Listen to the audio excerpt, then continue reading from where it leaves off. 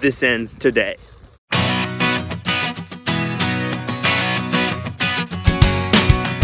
That's right, folks. Harvest 2020 ends today. I've been waiting for this for a while. That's what happens when you try to farm a lot of acres with not very many people. You end up running into December. And we've had to do the January thing before, specifically in 2018. That was a nightmare. Lots of our ground here in the bottom was planted to corn. And unfortunately, we planted all this corn, then it got pretty tall. And then there was like 9 inches of rain in 3 days, and that took care of a lot of the corn that was in low-lying places. So our yield suffered quite a bit down here. So our last field of corn here is only about 71 acres planted, but some of it drowned out because of that rain. But we did like 20 acres last night, so we've only got 50 acres left to do today. And a lot of it, or what did drown out because this field is right next to Mississippi River right there. And the water table sometimes is like above ground level, and that's not very good for the crop sometimes. I was late today because I am actually a college student, and I had to attend Zoom University for Ag Systems Management at Mizzou. So I just had a class there at 9 o'clock, so I didn't get left home until about 10 actually. Finally got in the tractor for the day. Dumping. Here we have the fleet of freight shakers and my windshield, which is still dirty. So being as this field is very close to the river, sometimes it gets sand in it, like after a levee breaks, if it floods like it did in 1993. And this is what happens. You get like a ridge or something like that has sand on top of it, and the corn doesn't do very well in the sand. So on this side we have corn that's in the good dirt, and then on this side we have corn that's in the sand.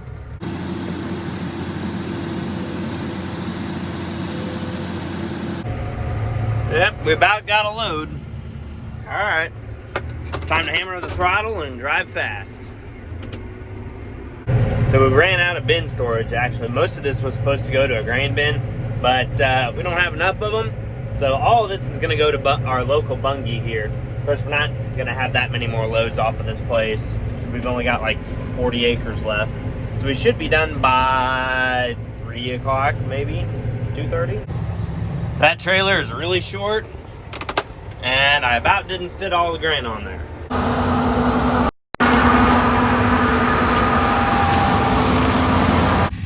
So this is what dirt close to the river is like. It's very fine and kind of sandy. Like I can feel the sand in this right now. But it's good dirt as long as you can keep water on it and keep it saturated enough to grow corn. And now the combine is not moving, and that's not good.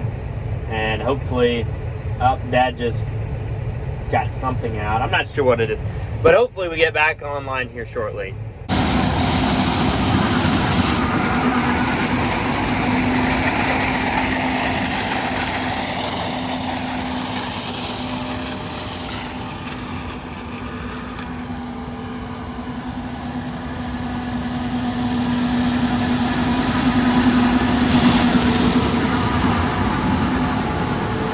Dad just radioed and said that he guessed wrong, so he has to take only 8 rows this time.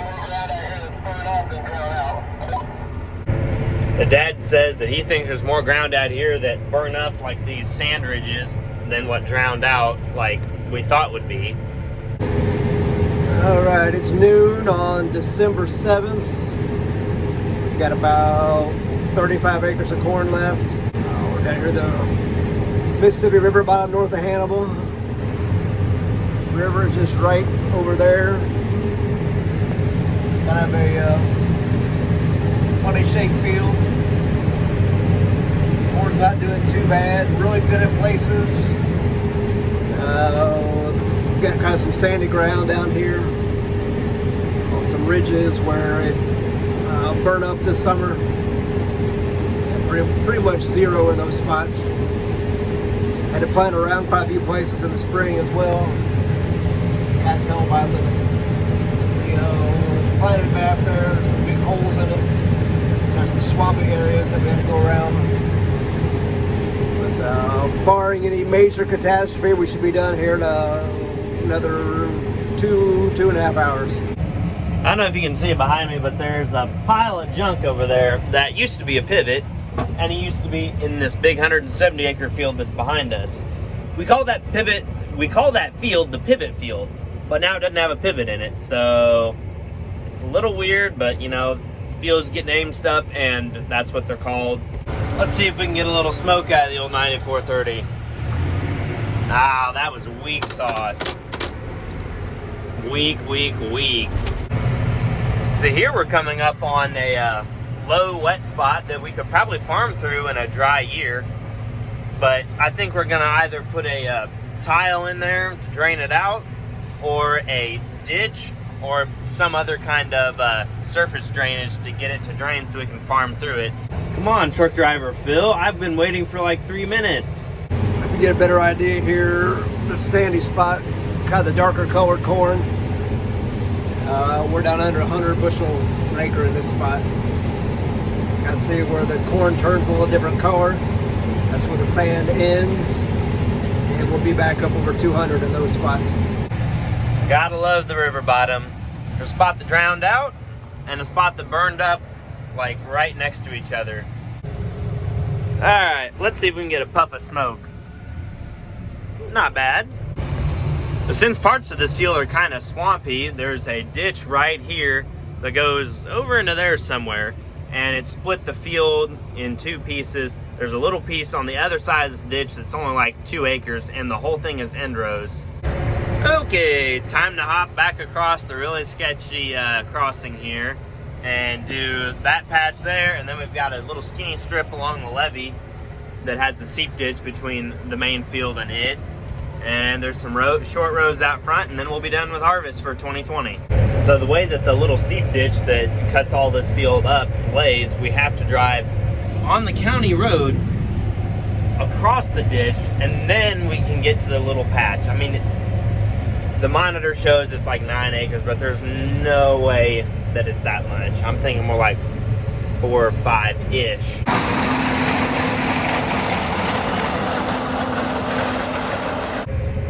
So a little bit of history about the combines that we've had on Goldinger Farms over the past 19 years that I've been alive.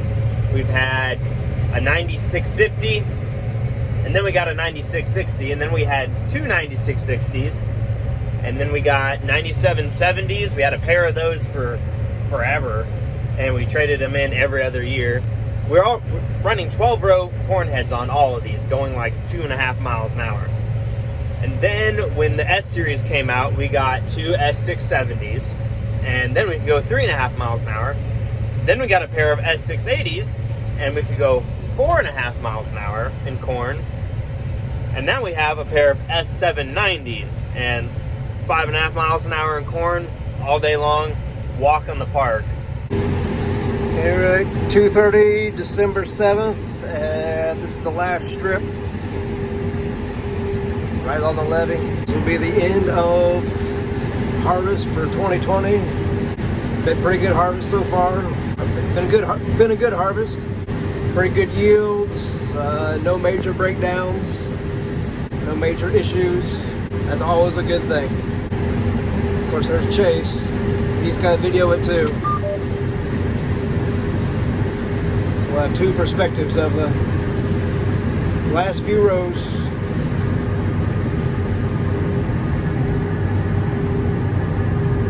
All right, that's it. That's it. That's the last of harvest. No more, and I don't know what I'm gonna do now until spring. I really don't.